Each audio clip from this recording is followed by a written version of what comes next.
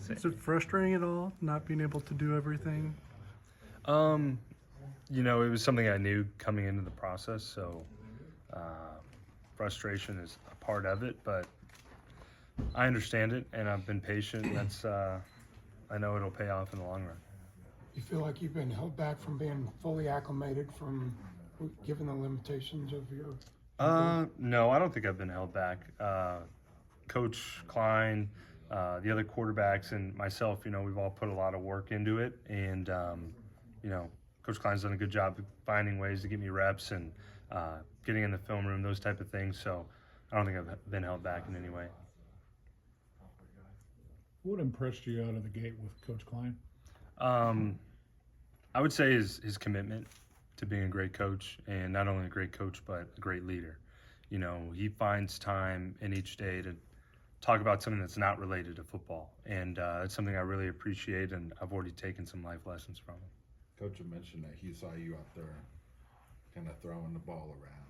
How did it feel just to be able to do that? Yeah, I mean, it's what I love to do. So it was great when that moment finally happened, and you know, continuing to progress and seeing that progress in myself is, you know, it's motivating. It's what keeps me going. What was the first day that you threw? Shoot, I couldn't tell you. I know I was cleared to throw. It was 16 weeks post-surgery, so not too far removed. And how far can you throw it? What's your range right now? Well, I'll say this. In my progression, we go up to 50 to 55 yards, so that's what I'm working on right now. Do you have a time in mind when you'd like to be out there doing 7-on-7 stuff? Yeah, I mean, as soon as possible, but again, it's important for me to stay patient, and you know, I trust Coach Kleiman and Coach Klein and Mindy, our trainer, to have the right timing for me. How do you feel the locker room cohesion has developed as the spring has gone along? Really good. You know, I really like this group of guys, and I'm thankful they've been so welcoming to me. Part of that's earned, and I think they've gotten to know me, and they'll continue to get to know me, and I'll continue to get to know them. So feel good about it. I feel good about our progression as a team and as a unit. Because of that need of that time and cohesion with your receivers, does that make this summer a little bit more important than other ones? I wouldn't say more important is the right phrase, but you know, every summer is important, and for me, I'm going to make sure I make the time, and I'm going to make sure those guys make the time, and we'll all be there getting better. Have you tried to develop a rapport with the offensive line, given the restricted level of play you've had? Yeah, absolutely. There are certain things that I think this program does really well, and that's making sure guys get quality time around each other. So some of that's been built in, but some of it as well is finding areas where I can get to know them better. And even so, whether it's walkthroughs or practice, making sure that I find the time to represent myself the right way, and that they can get to know me as a leader and a quarterback. After spending some time with him, what do you think of Will Howard as a quarterback? I think he's great. Really respect him as a person and as a football player. Something that has really struck me is how, you know, intelligent he is, how much he loves to get after it, you know, up on the board, in the film room, and him as well. He's been so welcoming, and I'm truly thankful that the quarterback room isn't a hostile environment, you know, and you can see that across the country. It's not like that here. Will, Jake, you know, Jaron, and Coach Klein have all done a great job of welcoming me, and we understand it's a competition, but doesn't mean we can't help each other out, and that's exactly what Will's done for me, and I look to do for him as well. During that 16-week progression, Adrian, when were times the toughest, and how did you get through that? Yeah, I mean, I would say early on is always the toughest part, just because you're really limited.